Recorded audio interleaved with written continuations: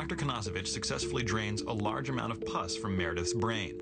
But Meredith is still in danger of having a relapse if the doctors can't determine what's causing the abscess and treat it.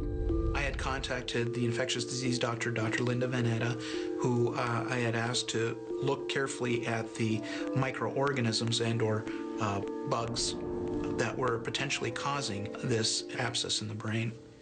Usually a brain abscess is due to one or more bacteria. We will look at what the reason why the patient might have one, pending our culture results. Dr. Vanetta rushes to the microbiology lab to study the sample Dr. Konasevich has extracted from Meredith's brain. Soon after, Meredith emerges from surgery.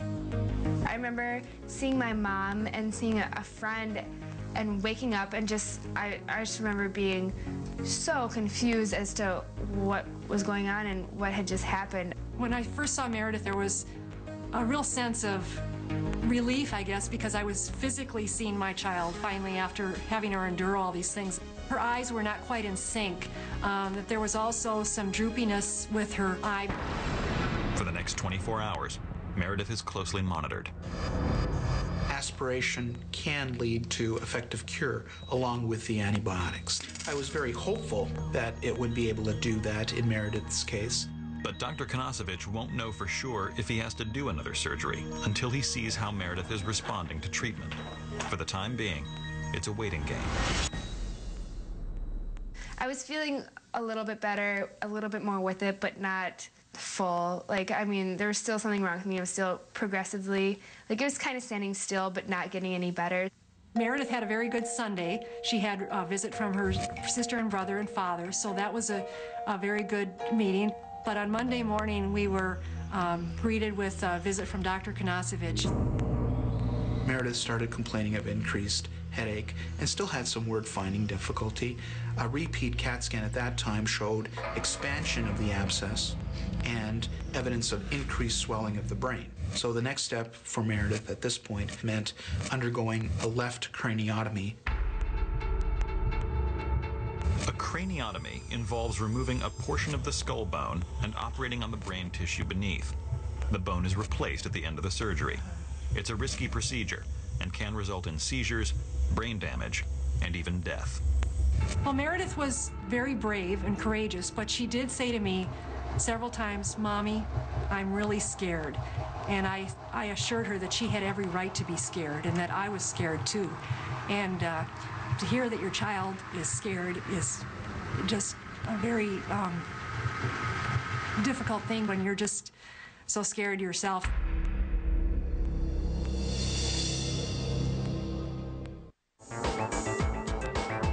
2 weeks ago, Meredith Estes was healthy and excitedly planning for her freshman year of college. Now, she's about to undergo her second brain surgery in 5 days. I think that when your child has to undergo brain surgery, you just wonder all sorts of things, if they're going to be ever the same.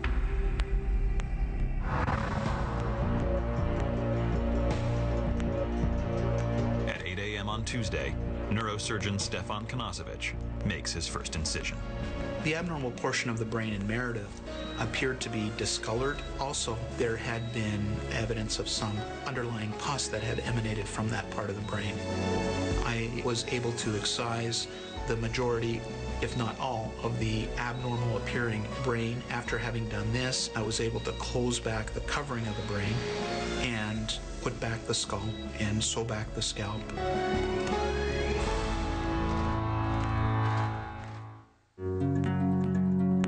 I waited for her to come out of it. I just remember feeling a lot better and feeling almost like there was a load off my shoulders. I just felt like I was me again. And she wanted 3 things. She wanted apple juice, she wanted water, and she wanted chocolate milk. And very adamant in her delivery of those demands, I knew that I think I was getting my child back. But Meredith is far from out of the woods. Meredith was still monitored very closely in the intensive care unit. We continued giving her medications to prevent effects from the craniotomy, such as anti-seizure medication. We continued giving her anti-swelling medication. We continued monitoring very closely for her neurological status.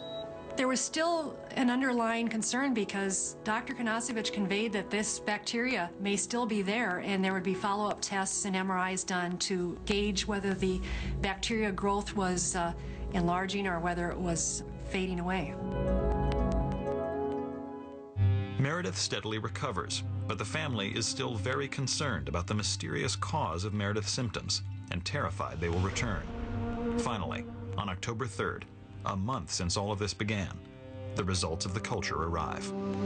It was 3 or 4 days later when we had the final cultures back with Fusobacterium. Fusobacterium is what we call an obligate anaerobe. It's a bacteria that only can grow without the presence of oxygen. That's why Fusobacterium tends to be in abscesses. Based on the presence of the Fusobacterium, Dr. Van Etta is able to give a name to Meredith's malady. She had Lemierre's disease. Lemierre's disease is a complication of a severe sore throat caused by a particular kind of bacteria called Fusobacterium. It occurs when the Fusobacterium cells that cause the initial sore throat spread to form a blood clot in the jugular vein. Pieces of the clot then break off, infect the blood, and travel through the bloodstream to form abscesses in other parts of the body. Pus can metastasize through the veins and can go to the brain, can go to the lungs, can go to basically any part of the body and cause this metastatic sites of infection. And that's how Meredith's infection spread. Fusobacterium can be found in most people's gastrointestinal and oral tracts and is usually harmless. But for an unlucky few, the bacterium can cause a life-threatening infection. Fusobacterium is a very rare infection to have. It's reported and felt to occur less than in 1 in a million patients. And if untreated, her risk of dying in a matter of a few days would have been very great. They told me that it had affected my temporal lobe, which affected my memory, which explained a lot. Because it can easily be treated with antibiotics, like polio, Lemierre's is considered a disease of the past. Many doctors have never even heard of it, making it difficult to diagnose. Lemierre syndrome is kind of called the forgotten disease because of the fact that it used to occur fairly frequently prior to the days that we had very effective antibiotics. But the rise in Lemierre's cases in recent years is troubling to many infectious disease doctors. Because there is this emerging concern in the United States that we are overusing antibiotics, we have been encouraging our physicians in the United States to not use antibiotics in a needless situation. And I think it's because we have stopped using antibiotics so freely in the setting of a sore throat. We are starting to see more cases of Lemierre syndrome emerging now in the last decade. Once the bacterium is identified, Dr. Van Etta immediately designs a treatment regimen for Meredith. She received 6 weeks of intravenous and oral antibiotic treatment. They put a catheter in to my side, and every day I would have to insert 4 different liquids in it. And I told my friends about that, and they're like, "Oh man, that really sucks." And I was like, "Well, no, it's not that big of a deal. Like, after all else of what I had gone through, like, it was like the smallest thing." By the next fall, having completed the antibiotic regimen, she's fully recovered and ready to start her sophomore year right. Meredith is great today. She is a university student, doing well in her studies, and has a very spunky nature to her. She does not complain of any headaches. She doesn't have any visual problems. Her speech is intact. Her memory is also very good. You can't tell that she had brain surgery at all. She's a really good student. She's still really energetic and optimistic and fun to hang out with.